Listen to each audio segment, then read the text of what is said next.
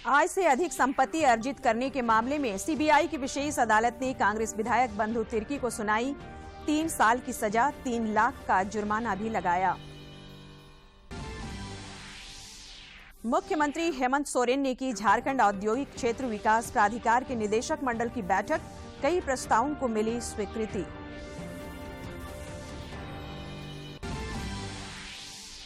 राष्ट्रीय महिला हॉकी प्रतियोगिता में झारखंड की टीम ने मणिपुर को 14-0 के बड़े अंतर से हराकर क्वार्टर फाइनल में बनाई जगह।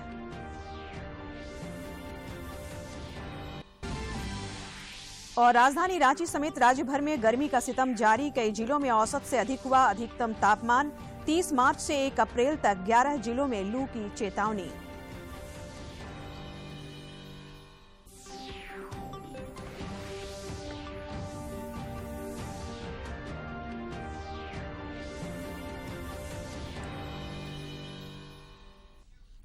नमस्कार, प्रादेशिक समाचार में आपका स्वागत है। मैं हूं संध्या देमता और समाचारों में आगे बढ़ने से पहले ये संदेश। दर्शकों से अपील है कि कोविड से सुरक्षित रहने के लिए कृपया इन 4 सरल उपायों का पालन अवश्य करें। पूर्ण टीकाकरण कराएं, मास्क पहनें, 2 गज की सुरक्षित दूरी बनाए रखें, हाथ और चेहरा साफ रखें।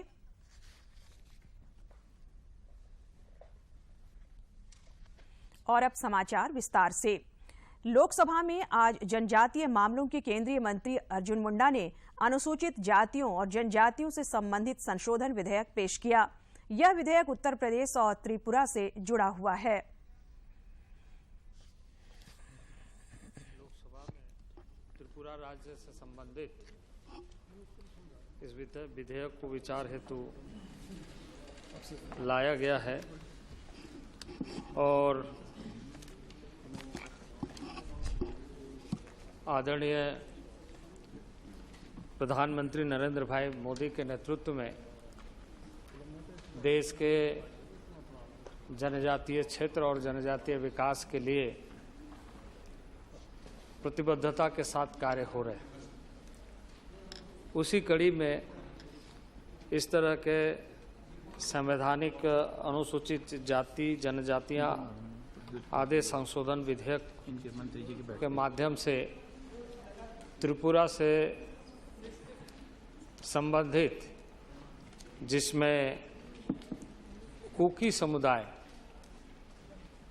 जो कुकी समुदाय है राज्य के क्रमांक 9 में अंकित है, उसी के सबकास्ट के रूप में डारलोंग को सम्मिलित करने के संबंध में लाया गया। वह इसलिए कि पहाड़ी क्षेत्रों में बहुत सारे ऐसे एक ही समुदाय के लोग विभिन्न सबकास्ट के दृष्टि से हैं और ये किसी न किसी रूप में लंबे अरसे से छूटे हुए थे। भाजपा नेता प्रमोद सावंत लगातार दूसरी बार गोवा के मुख्यमंत्री बन गए हैं। उन्होंने आज मुख्यमंत्री पद की शपथ ली। तालेइगाओ स्थित डॉक्टर श्यामा प्रसाद मुखर्जी स्टेडियम में आयोजित शपथ ग्रहण समारोह में प्रधानमंत्री नरेंद्र मोदी, केंद्रीय गृह मंत्री अमित शाह, भाजपा अध्यक्ष जेपी नड्डा और भाजपा शासित राज्यों के मुख्यमंत्री के अलावा पार्टी के राष्ट्रीय उपाध्यक्ष रघुवर दास समेत कई बड़े नेता शामिल हुए।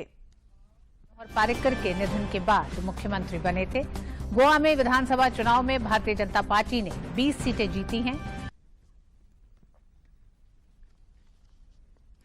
आय से अधिक संपत्ति अर्जित करने के मामले में सीबीआई की विशेष अदालत ने आज राज्य के पूर्व मंत्री और कांग्रेस विधायक बंधु तिर्की को दोषी करार देते हुए 3 साल की सजा सुनाई।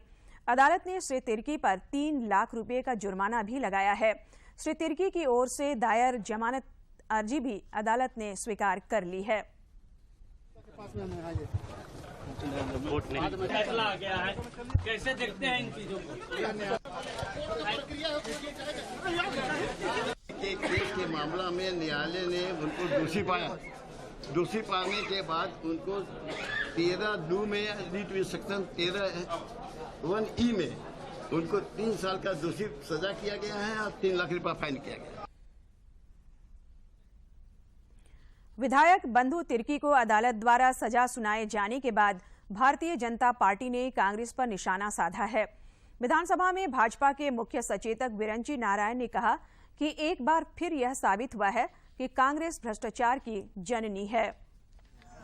मोदी जी तो भ्रष्टाचार मिटाने की बात करते हैं, अब आपने इनको अपना कार्यकारी प्रदेश अध्यक्ष बनाया था, तो आप कैसे व्यक्ति को कार्यकारी प्रदेश अध्यक्ष बनाते हैं? जो लोग जिनके ऊपर भ्रष्टाचार का छींटा हो, दामन में दाग हो।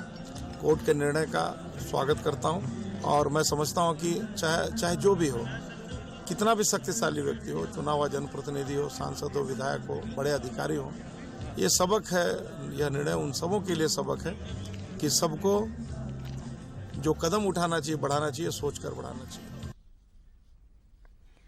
मुख्यमंत्री हेमंत सोरेन की अध्यक्षता में आज झारखंड औद्योगिक क्षेत्र विकास प्राधिकार जियाडा के निदेशक मंडल की 10वीं बैठक संपन्न हुई। बैठक में कुल 24 प्रस्तावों पर चर्चा की गई। इस दौरान कई महत्वपूर्ण प्रस्तावों को स्वीकृति भी दी गई। इस मौके पर मुख्यमंत्री ने जियाडा बोकारो प्रक्षेत्र की वेबसाइट का शुभारंभ भी किया। बैठक में मुख्य सचिव सुखदेव सिंह, मुख्यमंत्री के प्रधान सचिव राजीव अरुण एक्का सहित विभिन्न विभागों के सचिव भी मौजूद थे। राज्य के ग्रामीण विकास मंत्री आलमगीर आलम ने कहा है कि प्रदेश की सरकार गुणवत्तापूर्ण शिक्षा की पक्षधर है और इसके लिए कई सार्थक कदम उठाए जा रहे हैं। वे आज साहिबगंज जिले के बड़हरवा प्रखंड में नवनिर्मित सेंट जेवियर्स स्कूल के उद्घाटन समारोह को संबोधित कर रहे थे। इस मौके पर सांसद विजय हांसदा भी मौजूद थे।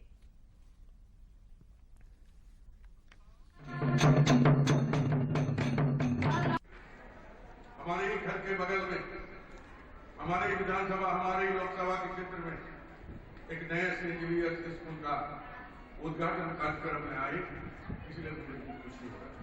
इसलिए खुशी हो रहा है कि एक ऐसे स्कूल जिसका नाम पूरे देश में लिया जाता है, कि अच्छा जो क्वालिटी एजुकेशन के लिए सेंट जेवियर्स स्कूल का नाम पूरे देश में लिया जाता है। राज्य में पहली बार सरायकेला जिले के गम्हरिया सामुदायिक स्वास्थ्य केंद्र की जिम्मेवारी अमलगम स्टील कंपनी के माध्यम से मणिपाल ग्रुप ऑफ हॉस्पिटल को सौंपी गई है। इस कार्यक्रम की शुरुआत राज्य के परिवहन मंत्री चंपई सोरेन ने किया।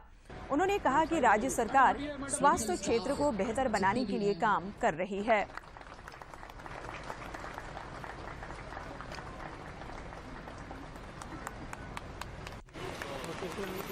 एक जोरदार सैया ताली से हमारे मंचासीन सभी हमारे बुलाना चाहता हूँ।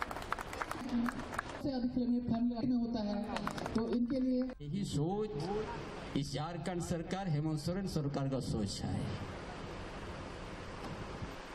सरकारी स्कूल में भी उस तरह व्यवस्था करने जा रहा है जिसमें निजी स्कूल में पढ़ाई होता है, सरकारी स्कूल में उसी व्यवस्था पर पढ़ाई होगा, ताकि हमारा बच्चा बिना फी दे के बढ़िया विद्यार्थी बने, एक दिन अच्छा देश के लिए, राज्य के लिए एक अच्छा बच्चा हमारा बने।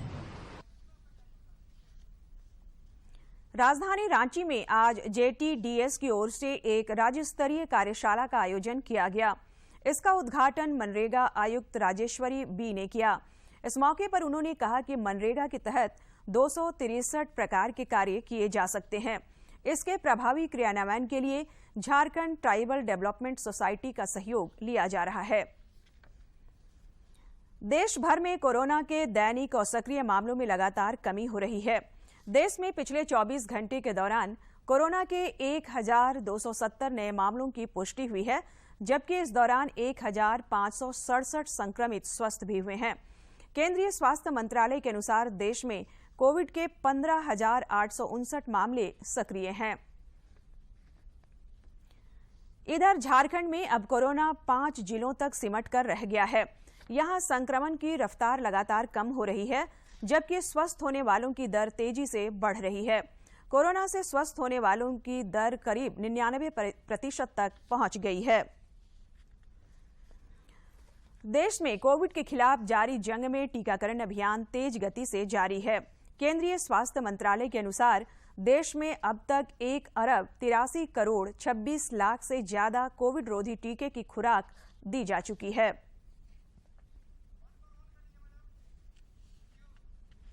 वार्षिक अमरनाथ यात्रा सभी कोविड मानकों के साथ इस वर्ष 30 जून से शुरू होगी। श्री अमरनाथ श्राइन बोर्ड के अध्यक्ष और जम्मू कश्मीर के उपराज्यपाल मनोज सिन्हा ने बताया कि यात्रा के लिए ऑनलाइन पंजीकरण 11 अप्रैल से शुरू होगा। अमरनाथ यात्रा के लिए ऑनलाइन पंजीकरण 11 अप्रैल को शुरू होगा। 43 दिन चलने वाली ये यात्रा 11 अगस्त को संपन्न होगी। कल जम्मू में राजभवन में श्री अमरनाथ जी श्राइन बोर्ड की बैठक में अमरनाथ यात्रा 30 जून से शुरू करने का फैसला किया गया। बोर्ड ने यह भी निर्णय लिया कि यात्रा अनंतनाग जिले में पहलगाम मार्ग और गांदरबल जिले में बाल्टाल मार्ग से एक साथ शुरू होगी। प्रत्येक मार्ग से हेलीकॉप्टर से यात्रा करने वाले यात्रियों को छोड़कर एक दिन में केवल 10,000 यात्रियों को जाने की अनुमति होगी। सरकार यात्रियों के आवागमन पर नजर रखने के लिए RFID प्रणाली शुरू करेगी। और अब समाचारों में लेते हैं एक छोटा सा विराम।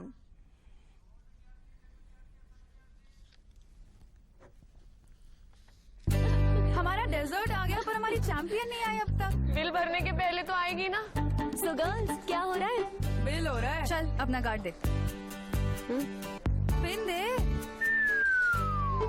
RBI कहता है अपना पिन, OTP, CVV या इंटरनेट बैंकिंग पासवर्ड किसी को ना दे। ऑनलाइन बैंकिंग सिर्फ अपने ही कंप्यूटर, मोबाइल और सिक्योर नेटवर्क से करें।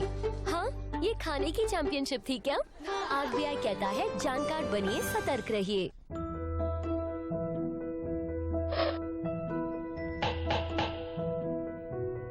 अगर मैं नियमित रूप से अभ्यास करना छोड़ दूं, तो दीपिका कुमारी आर्चरी चैंपियन नहीं बन सकती। इसी तरह टीबी की दवा नियमित रूप से नहीं लेने से इलाज कठिन हो सकता है।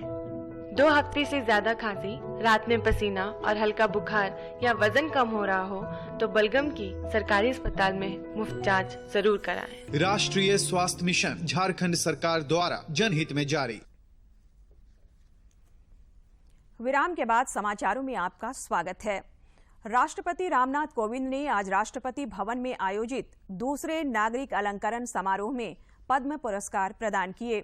इस दौरान उन्होंने देश की विभिन्न हस्तियों को 2 पद्म विभूषण, 9 पद्म भूषण और 53 पद्मश्री पुरस्कार से नवाजा।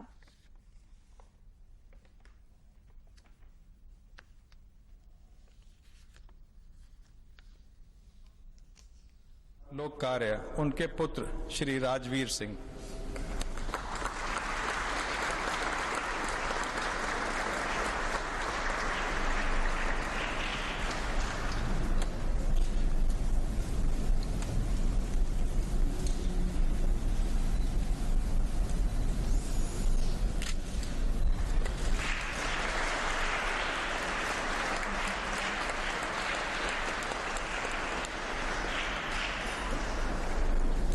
पद्म भूषण श्री विक्टर बनर्जी कला।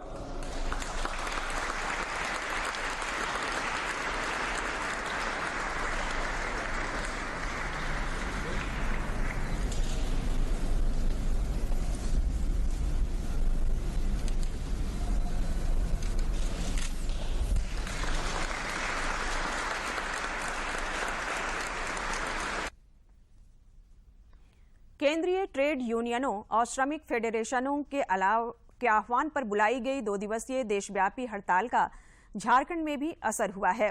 इस दौरान कई प्रतिष्ठान बंद रहे, कई केंद्रीय कर्मी भी हड़ताल में शामिल हुए। आंध्र प्रदेश के काकीनाडा में आयोजित 12वीं हॉकी इंडिया राष्ट्रीय जूनियर महिला हॉकी चैंपियनशिप में झारखंड की टीम ने मणिपुर को 14-0 के बड़े अंतर से हराकर क्वार्टर फाइनल में अपना स्थान पक्का कर लिया है। इस अहम मैच में झारखंड की ओर से दीपिका सोरेन ने 4, जबकि निक्की मैडम और प्रमोदिनी लकड़ा ने 2-2 गोल किए। इसके अलावा रजनी, एली, अंजलि, मोनिका, दीप्ति और एलिन डुंगडुंग ने 1-1 गोल कर टीम की जीत सुनिश्चित की। बेंगलुरु के गोपालन स्पोर्ट्स कॉम्प्लेक्स में संपन्न एरोबिक जिम्नास्टिक चैंपियनशिप में झारखंड के खिलाड़ियों ने शानदार प्रदर्शन किया। एरो डांस में झारखंड की टीम ने पूरे देश में 4था स्थान प्राप्त किया। झारखंड राज्य के एरोबिक जिम्नास्टिक के लिए यह पहला मौका था और उन्होंने राष्ट्रीय प्रतियोगिता में भाग लिया और सभी वर्ग की टीमों ने उत्साहजनक परिणाम दिए।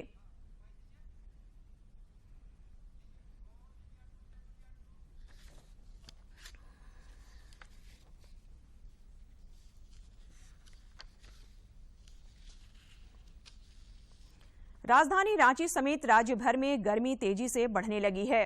कई जिलों में अधिकतम तापमान औसत से 3-4 डिग्री ज्यादा मापी गई है। इस बीच मौसम विज्ञान केंद्र रांची ने राज्य के 11 जिलों में 30 से 1 अप्रैल तक हीट वेव चलने की चेतावनी जारी की है। और अब कुछ खबर राज्य के विभिन्न जिलों से।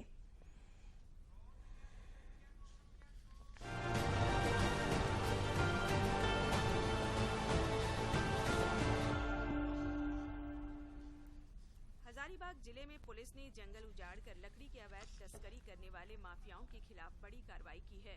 एसपी अभियान ऋषभ गर्ग और एसडीएम विद्या भूषण के नेतृत्व में छापेमारी कर पुलिस ने विष्णुगढ़ प्रखंड में 3 आर मिलों से 100 ट्रैक्टर साल की लकड़ी बरामद की। वहीं करीब 1 दर्जन लोगों को हिरासत में लिया गया है।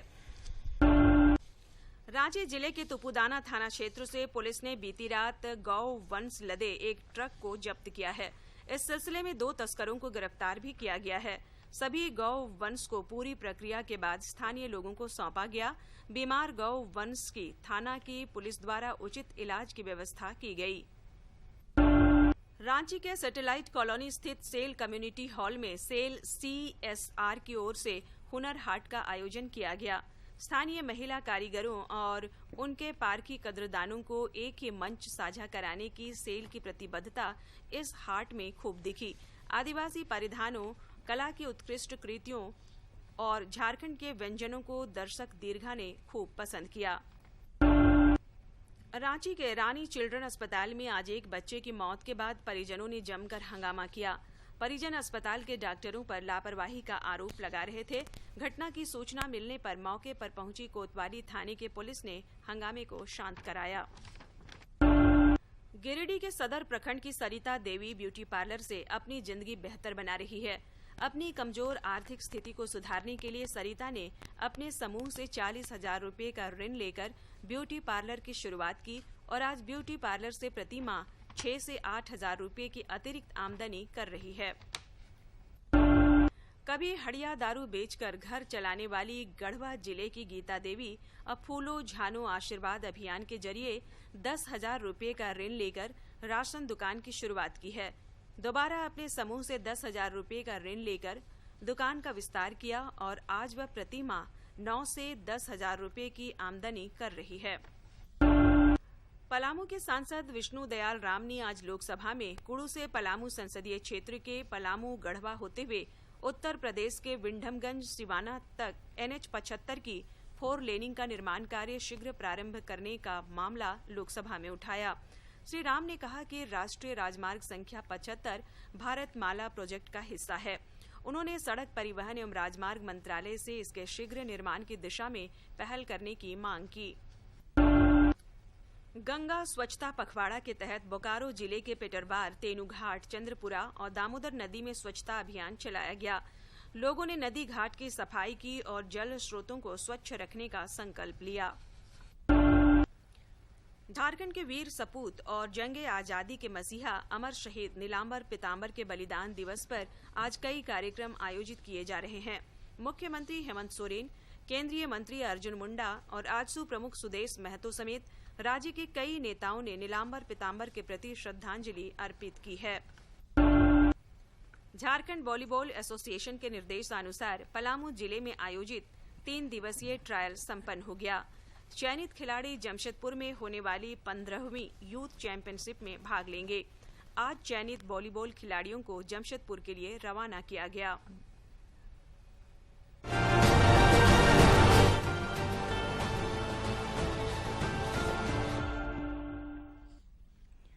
महाशिवरात्रि के दिन श्रीलंका से चलकर रामनवमी के दिन अयोध्या पहुंचने वाली श्री राम वनगमन पथ काव्य यात्रा के सिमडेगा जिले के पवित्र तीर्थस्थल श्री राम रेखा धाम पहुंचने पर आज भव्य स्वागत किया गया। काव्य यात्रा के स्वागत के लिए बड़ी संख्या में श्रद्धालु उपस्थित हुए।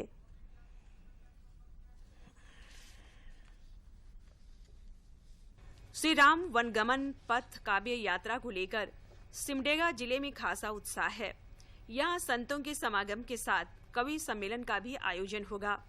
इधर विश्व हिंदू परिषद, बजरंग दल और अन्य श्रद्धालुओं ने नगर भ्रमण का भी आयोजन किया। जिला सांसद प्रतिनिधि सुशील श्रीवास्तव ने कहा कि श्री राम रेखा धाम को सरकारी स्तर पर श्री राम वनगमन पथ में शामिल करने का प्रयास जारी है। हम लोगों ने मांग किया है कि सरकारी स्तर पर भी इसे राम गमन सर्किट में जोड़ा जाए और हम सब उनकी बातों को भारत सरकार ने बड़ी गंभीरता से लिया है। हमारे माननीय मंत्री श्री रेड्डी जी है जो पर्यटन एवं विकास मंत्रालय के हैं, उन्होंने बहुत गंभीरता से लिया है। धाम के मुख्य संरक्षक दुर्ग विजय सिंह देव ने कहा कि श्री राम की चरण भूमि से पवित्र हुई धाम की धरती में यह आयोजन बहुत ही महत्वपूर्ण है। इस आयोजन से भक्तों का उत्साह चरम पर है। जय श्री राम। मैं श्री राम रेखा धाम का प्रधान संरक्षक हूँ। हमारे गुरु महाराज कृपन्ना जी हमें बताए हैं कि भगवान श्री राम का चरण यहाँ पर पड़ा था और करीब बरसात के दिनों में 4 महीना माता सीता और लक्ष्मण जी के साथ इसी गुफा पे उन्होंने यहाँ पर रहा था। हजारों की संख्या में साल में 2 बार, कार्तिक पूर्णिमा में और माघ पूर्णिमा में यहाँ पर मेला भी लगता है और बहुत दर्शन करने के लिए श्रद्धालु यहाँ पर आते हैं। जय श्री राम। ओडिशा से आए श्रद्धालुओं ने कहा कि उनके लिए यह बहुत ही सुखद अवसर है। सबको श्री राम के आदर्शों को अपनाना चाहिए। मैं वहाँ का धर्म प्रसाद वर्मा हूँ। केवल माननीय वसंत जी के माध्यम से हमें यहाँ का निमंत्रण मिला। आज के इस पुनीत महान कार्य में धर्म कार्य के लिए हमें जो आमंत्रण मिला, इसके लिए हम वसंत जी को बहुत बहुत धन्यवाद करते हैं। एवं हमारे बिरपुर के उड़ीसा के जो भी धर्म सेवा है, हमारे समाज सेवी सब हमारे साथ में आए हैं। वनवास काल में जहाँ जहाँ श्री राम के चरण पड़े थे, उन स्थलों में यह काव्य यात्रा पहुँच रही है। काव्य यात्रा के माध्यम से सनातन संस्कृति और भगवान श्री राम के जीवन चरित्र के बारे में लोगों को जानकारी दी जा रही है। सिमडेगा से मनोज कुमार सिन्हा, मनु की रिपोर्ट। लोहरदगा जिले के कैरो प्रखंड के नरौली गांव की अनीता देवी सखी मंडल से जुड़कर खुद आत्मनिर्भर बनने दूसरों को भी प्रेरणा का स्रोत बन रही हैं। देखिए इस रिपोर्ट में। करने का जज्बा हो तो हर राह मुमकिन हो जाती है और यही कहानी है लोहरदगा के अनीता देवी की, जो आज 10 से 12 हजार रुपए महीने का कमाई कर अपने और अपने परिवार का न केवल भरण पोषण कर रही हैं, बल्कि दूसरी महिलाओं को भी प्रेरणा दे रही हैं। जब से वे सखी मंडल से जुड़ी, उन्हें हौसला मिला और जीवन में कुछ कर गुजरने का जज्बा भी मिलता चला गया। सब और भी महिलाएं जुड़कर जैसलपीएस में जुड़कर और ऋण लेकर अपना लाभ ले सकते हैं और अपना अच्छा तरह से लाभ लेकर अपना विकास कर सकते हैं। और जैसे 8 से 10 हजार तक मंथली इनकम होती है और उससे हम अपना परिवार अच्छी तरह से देखभाल कर पा रहे हैं। अनीता के हौसले और सफलता को देखकर इलाके की महिलाएं भी उनसे प्रेरित हो रही हैं। उनका कहना है कि वे भी इस दिशा में कदम बढ़ा चुकी हैं। दरअसल अनीता ने देखा कि सखी मंडल से जुड़कर कई महिलाओं ने अपना व्यवसाय शुरू कर अच्छी आमदनी अर्जित की है। तब उनमें भी हौसला आया और बताया कि दूसरों को सफल बनते देख खुद भी उन्होंने हिम्मत जुटाई और बीते वर्ष अपने सखी मंडल को मिलने वाले क्रेडिट लिंकेज से 50,000 रुपए का लोन लेकर धान और आटा चक्की का मिल लगाया, जिसके कारण उनकी रोजाना 500 रुपए की आमदनी लगभग हो जाती है। 50,000 ऋण लिए और ऋण लेके हम आटा चक्की का काम शुरू किए और उससे अच्छा ही आमदनी हो रहा है। और अब बहुत सारी महिलाएं जो जागरूक हो रही हैं और यही छोटा मोटा पैसा जो है जमा करके और आपस में लेन देन करके एसएचजी से ऋण लेकर के, सीसीएल से ऋण लेकर के, सीएलएफ से ऋण लेकर के वो अपना कुछ न कुछ व्यवसाय कर रही हैं। राज्य में अनीता जैसी कई महिलाएं हैं जिन्होंने अपनी सूझबूझ और लगन से अपना एक मुकाम बनाया है, जिससे अन्य महिलाओं को भी प्रेरणा लेनी चाहिए। लोहरदगा से आसिफ रजा की रिपोर्ट। और अब देखते हैं इतिहास के झरोखे में कितना महत्वपूर्ण है आज का दिन।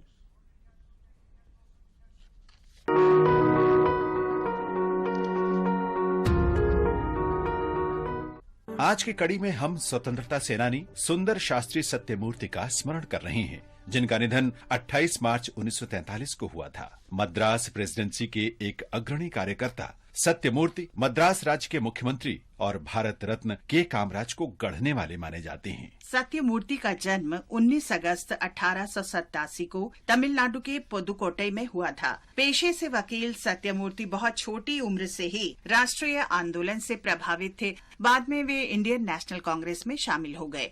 1919 में कांग्रेस ने उन्हें ब्रिटेन में रॉलेट एक्ट और मॉन्टेगो चेम्सफोर्ड सुधारों का विरोध करने के लिए अपना प्रतिनिधि चुना। सत्यमूर्ति CR दास और मोतीलाल नेहरू जैसे वरिष्ठ कांग्रेसी नेताओं के साथ स्वराज पार्टी में शामिल हो गए। 1930 में उन्हें मद्रास में एक मंदिर पर तिरंगा फहराने की कोशिश के लिए गिरफ्तार कर लिया गया। सत्यमूर्ति ने 1937 में मद्रास विधानसभा चुनाव में कांग्रेस की जीत में महत्वपूर्ण भूमिका निभाई। 1939 में वे मद्रास के मेयर बनाए गए। महापौर के रूप में काम करते हुए उन्होंने शहर में पानी की कमी दूर करने के लिए बूंदी जलाशय का निर्माण करवाया। विभिन्न समाजसेवी संगठनों के स्वयं सेवकों की मदद से शहर के लिए सौंदर्यीकरण योजना लागू करने वाले वे पहले व्यक्ति थे। 1942 में भारत छोड़ो आंदोलन शुरू होने के बाद उन्हें गिरफ्तार कर नागपुर जेल भेज दिया गया। जेल का कठोर जीवन उनके स्वास्थ्य पर भारी पड़ा और 28 मार्च 1943 को उनका निधन हो गया। सत्यमूर्ति एक जननेता थे जो हमेशा आम जन के हितों के लिए काम करते रहे। इस महान स्वतंत्रता सेनानी सुंदर शास्त्री सत्यमूर्ति को हमारा भावभीना नमन।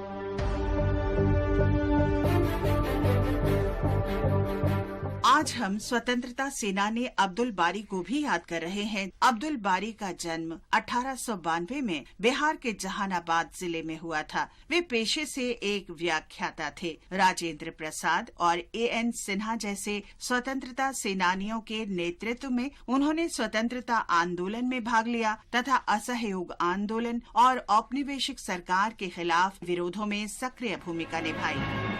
1937 में अब्दुल बारी प्रांत में पहली कांग्रेस सरकार के कार्यकाल में बिहार विधानसभा के उपाध्यक्ष बनाए गए। श्रमिकों की समस्याओं को समझने और उनकी कार्य स्थितियों में सुधार के सुझाव देने के लिए उन्हें डॉक्टर राजेंद्र प्रसाद की अध्यक्षता में गठित बिहार श्रम जांच समिति का उपाध्यक्ष नियुक्त किया गया। क्षेत्र के श्रम आंदोलनों में भी शामिल हुए और उन्होंने श्रमिकों को अपने शोषकों के खिलाफ संघर्ष के लिए संगठित करना शुरू कर दिया। भारत छोड़ो आंदोलन के दौरान अब्दुल बारी राजनीति की मुख्य धारा में कूद पड़े और उन्हें गिरफ्तार कर हजारीबाग जेल में डाल दिया गया। वहां से रिहा होने के बाद उन्होंने श्रमिक संघर्ष की अपनी गतिविधियां फिर शुरू कर दी। बिहार स्वतंत्रता संग्राम में उनकी प्रमुख भूमिका, उनकी संगठनात्मक क्षमता और राजनीतिक दृढ़ता के कारण उन्हें 1946 में बिहार प्रदेश कांग्रेस समिति का अध्यक्ष बनाया गया और आजीवन वे इस पद पर बने रहे। 1947 में जब सांप्रदायिक दंगों ने बिहार को अपनी चपेट में ले लिया तो उन्होंने इसे रोकने में प्रमुख भूमिका निभाई। 28 मार्च 1947 को जब वे गांधी जी से मिलने पटना आ रहे थे तो पटना फतुहा रोड पर अज्ञात उपद्रवियों ने निर्ममता से उनकी हत्या कर दी। गांधी जी उनके परिजनों को सांत्वना देने उनके घर गए और राष्ट्र के प्रति अब्दुल बारी की निस्वार्थ सेवाओं के लिए उन्हें श्रद्धांजलि अर्पित की। इस महान विभूति अब्दुल बारी को नमन।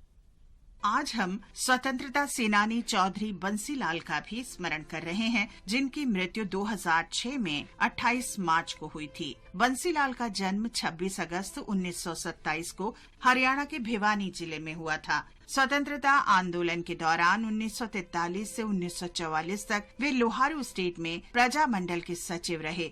आजादी के बाद बंसीलाल राजनीति में आ गए और 3 बार हरियाणा के मुख्यमंत्री बनाए गए। उन्हें आधुनिक हरियाणा का शिल्पी माना जाता था। वे ताऊ देवीलाल और भजनलाल के साथ हरियाणा के प्रसिद्ध लाल त्रियक में शामिल रहे। इस महान विभूति बंसीलाल को हमारा नमन।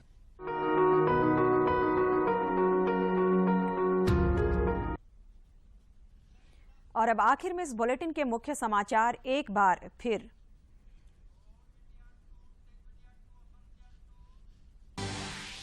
आय से अधिक संपत्ति अर्जित करने के मामले में सीबीआई की विशेष अदालत ने कांग्रेस विधायक बंधु तिर्की को सुनाई 3 साल की सजा। 3 लाख